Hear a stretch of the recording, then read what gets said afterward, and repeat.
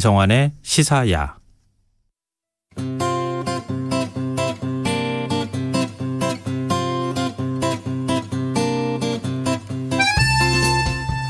이스라엘의 스트롱맨이라고 불리는 네타냐후 총리가 실각위기에 처했다고 합니다.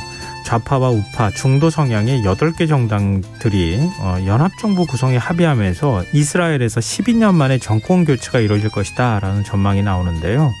이 중동 정세에도 상당한 영향을 미칠 것으로 보입니다. 세계이면 외신캐스터 전지현 씨와 함께 이 얘기를 좀 해보도록 하겠습니다. 안녕하세요. 네, 안녕하세요. 네. 네타냐후 총리 도대체 몇 년 집권하는 겁니까? 굉장히 오랫동안 집권했는데 네. 이제 정말 실각하는 거예요? 그럴 위기에 놓였다라고 지금 계속 얘기가 나오고 있는데요. 네타냐후 총리가 한 번만 한 게 아니라 2번 했습니다. 예전에 한 3년 했고요. 2009년부터 12년 2개월째 총리직을 지켜오면서 지금 예전까지 합하면 15년 2개월 재임 중이었거든요. 오래됐네요. 정말 오래됐죠. 네. 지난 2년 동안 4번의 총선을 이제 치렀는데 고비가 있었습니다. 근데 그때마다 노련하게 연정 협상을 이끌어내면서 계속 총리직을 지켜왔어요. 하지만 이번에는 반 네타냐후를 이제 내세우면서 뭉친 8개 정당이 연정 구성에 합의를 하면서 지금 퇴진이 사실상 확정됐다 이런 얘기가 나오고 있습니다. 물론 이제 3월에 이제 치러진 총선 결과 이제 연정이 구성된 건데요. 그때 총선에서도 네타냐후 총리가 이끄는 리쿠드 당이 가장 많은 의석을 차지했어요. 이스라엘 의회가 전체 120석인데 리쿠드 당이 30석을 가져갔습니다. 그래서 연정 구성권이 이제 가장 많은 의석을 얻은 당에게 제일 먼저 돌아가니까 네타냐후 총리에게 먼저 주어졌거든요. 네. 하지만 과반을 이끌어내지 못했어요. 그래서 그 연정 구성권이 원내 2당이 된 예시 아티드 당으로 넘어갔습니다. 그런데 여기에서 이제 8개 정당이 뭉치면서 지금 61석을 확보한 상황이에요. 가까스로 과반을 넘겨서 지금 연정이 아주 아슬아슬하게 지금 성사가 된 상황입니다. 원래 네 말씀하시죠. 아니 네. 우리나라에서는 상상하기 어려운 정치이기 때문에 이게 굉장히 낯선 정치잖아요. 그렇죠. 네, 다르죠. 아주 네, 많이 8개 다릅니다. 정당이 뭉쳐서 일종의 이제 연립정부를 만들겠다고 하는 건데. 그렇습니다. 네.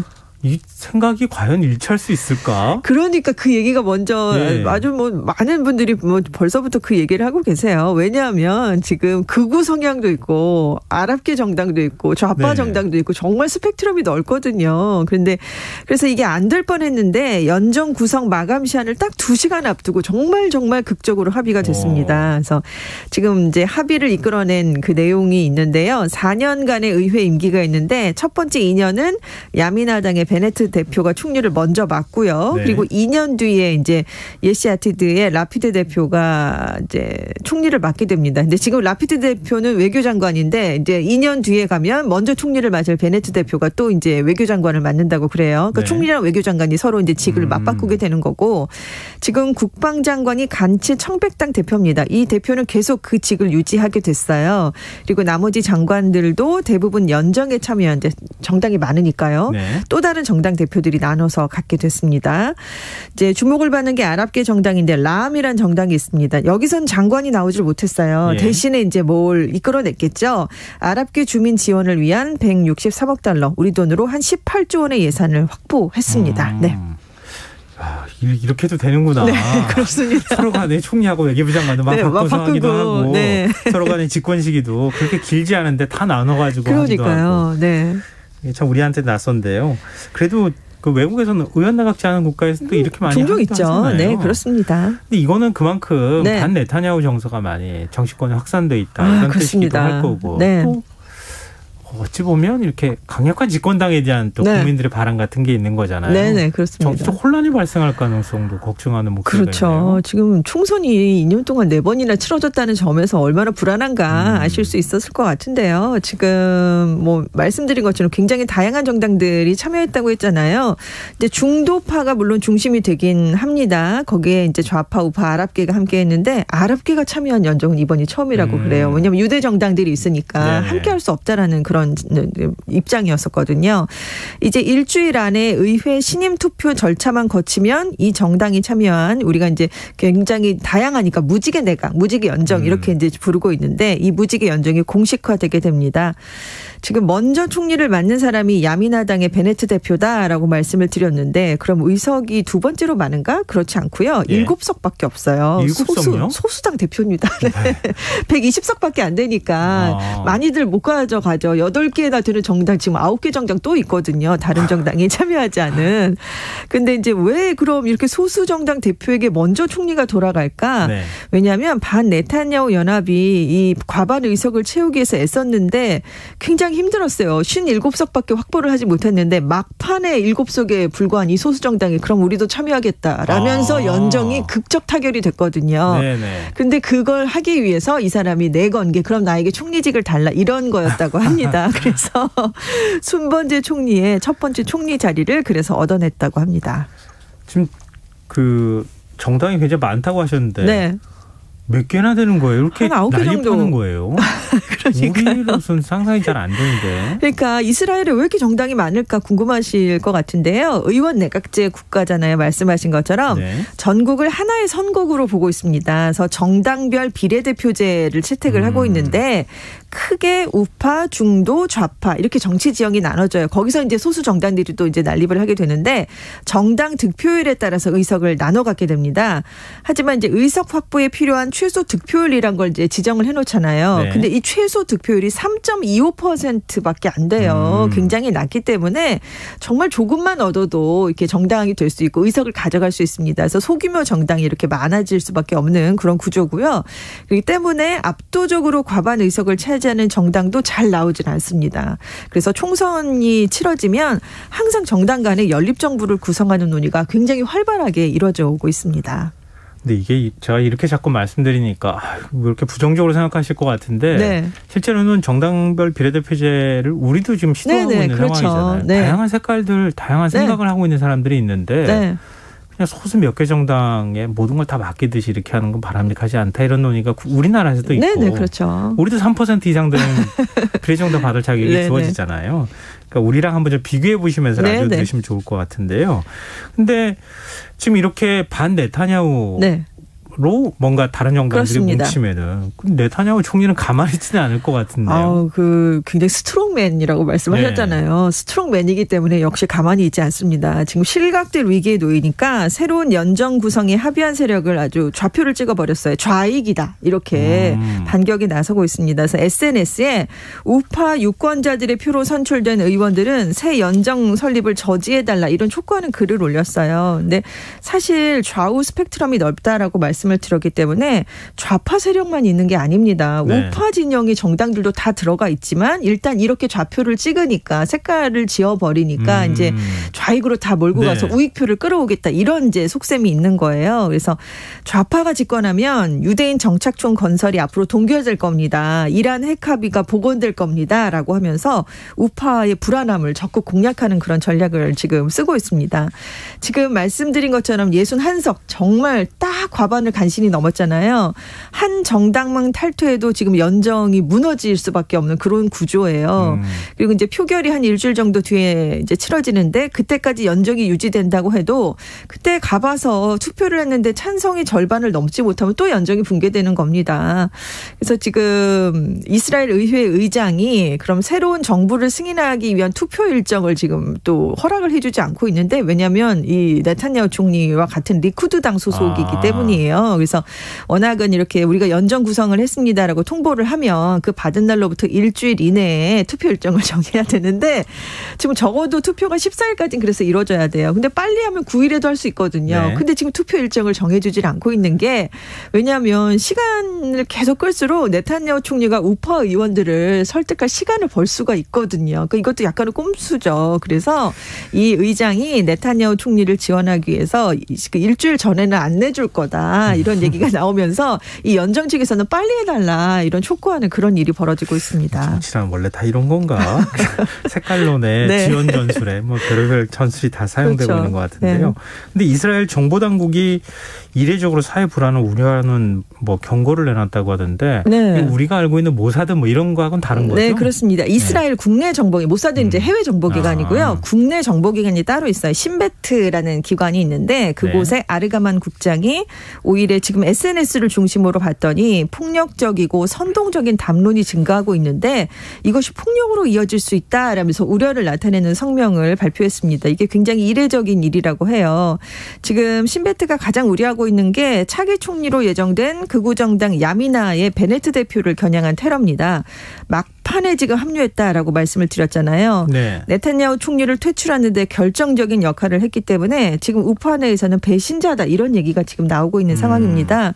그래서 지금 신베트가 우려하고 있는 건 중동 평화회담을 이끌었던 라빈 전 총리가 극우파 청년에게 암살됐던 1995년과 상황이 좀 비슷한 것 같다라고 판단을 하고 있다는 거죠. 그래서 이번에 이걸 우려하는 절대적으로 이런 거를 뭐 부추기는 행동을 하지 말라라는 그런 성명을 낸 것으로 지금 알려졌습니다. 그래서 일부에서 어떤 얘기까지 나오냐면 미국 대선에서 트럼프 전 대통령이 패배하니까 지지자들이 1월에 연방의회에 난입을 해버렸잖아요. 네네. 그 표결을 막기 위해서. 네. 그래서 의사당을 습격한 것과 비슷한 사건이 이스라엘에서도 발생할 수 있다. 이런 얘기도 지금 나오고 있고요. 실제로 이제 연정이 구성됐다. 이런 합의 소식이 알려지니까 이스라엘 전역에서는 네타냐후 총리를 지지하는 시위가 벌어지고 있습니다. 좀 분위기가 별로 계속 좋아 보이진 않는데요. 네네.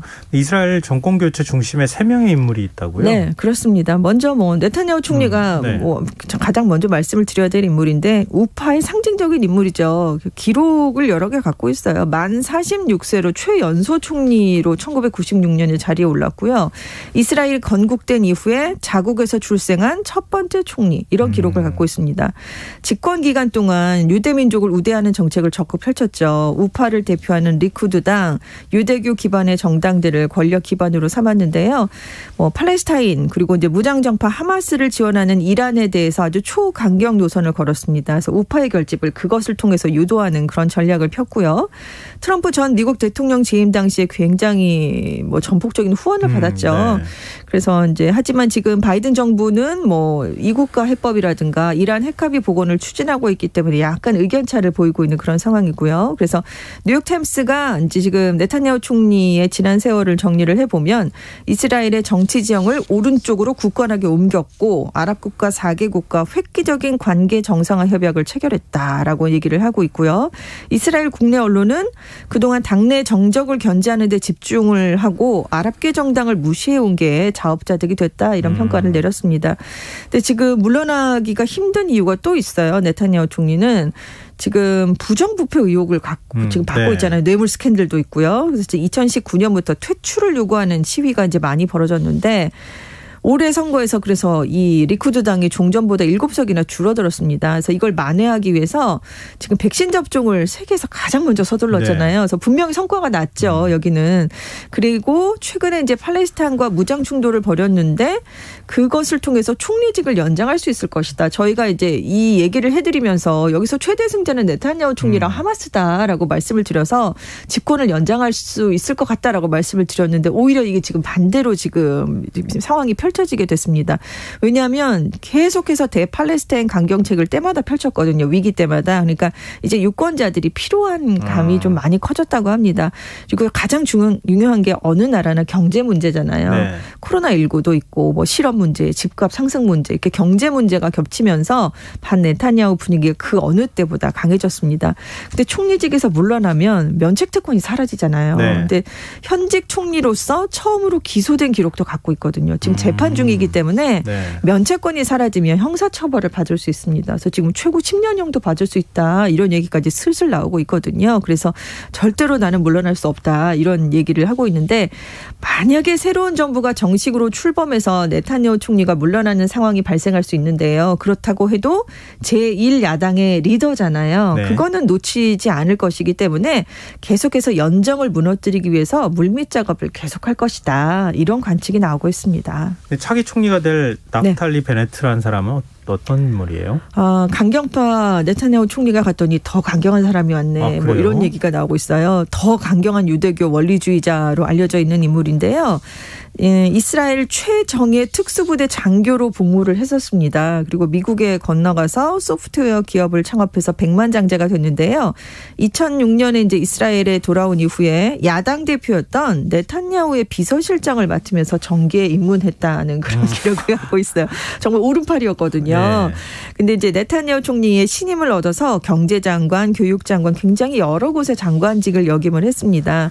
근데 왜 틀어졌냐면 2018년에 국방장관직을 원했는데 네타냐후 총리가 주질 않았대요. 그래서 그 이후에 이제 틀어져서 결별을 하게 됐는데 그때 이 베네트 대표가 국방장관직을 원했던 것도 팔레스타인과의 갈등에서 무력 행사를 더 적극적으로 하기 위해서 그런 마음이 있어서 달라고 했는데 안 줘서 틀어졌다라는 얘기가 나오고 있습니다.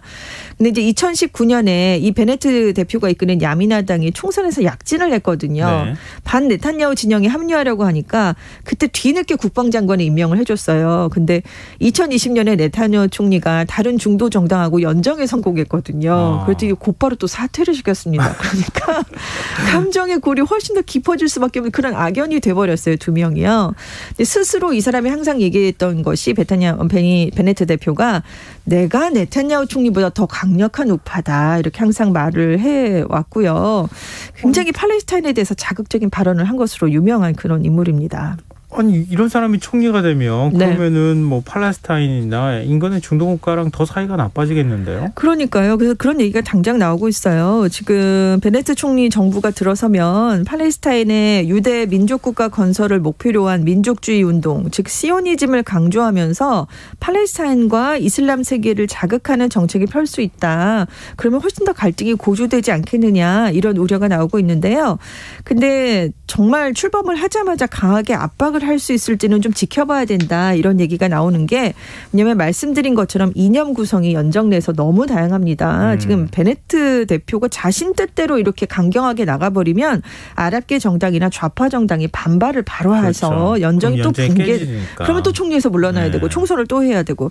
그래서 베네트 대표가 당분간 초기에는 그런 민감한 정책은 하지 않고 경제나 방역 같은 보편적인 문제 해결에 좀 집중하지 않겠느냐 이런 얘기를 내놓고 있습니다.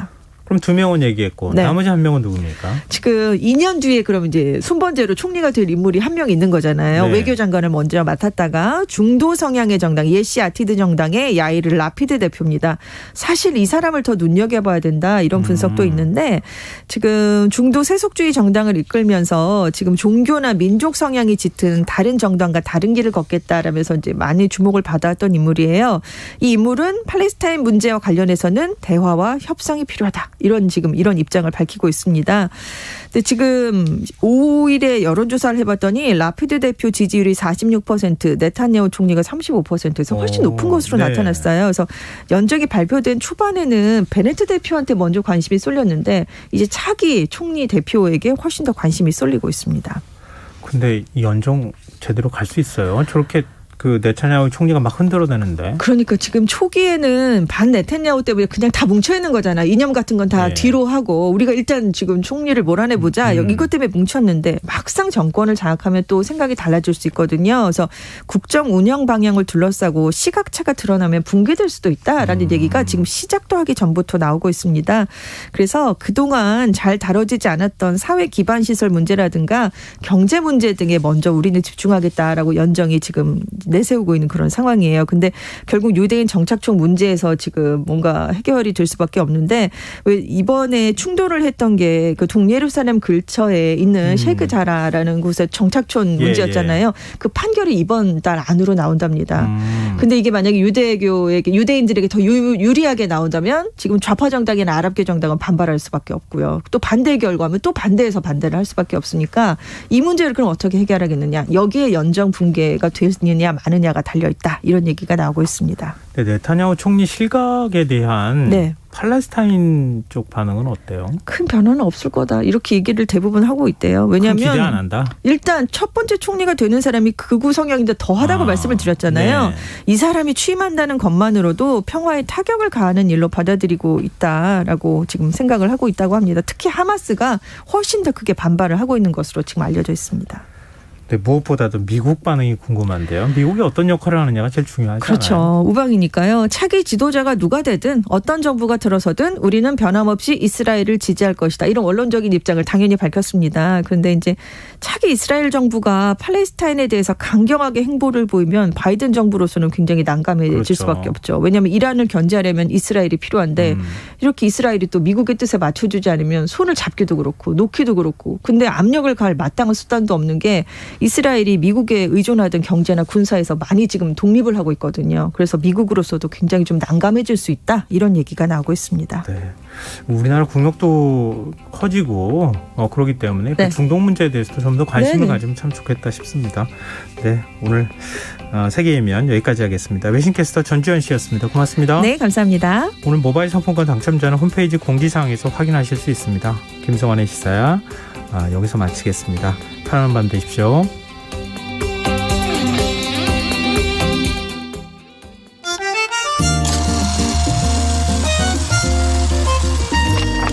백은하의 영화관, 정여울의 도서관.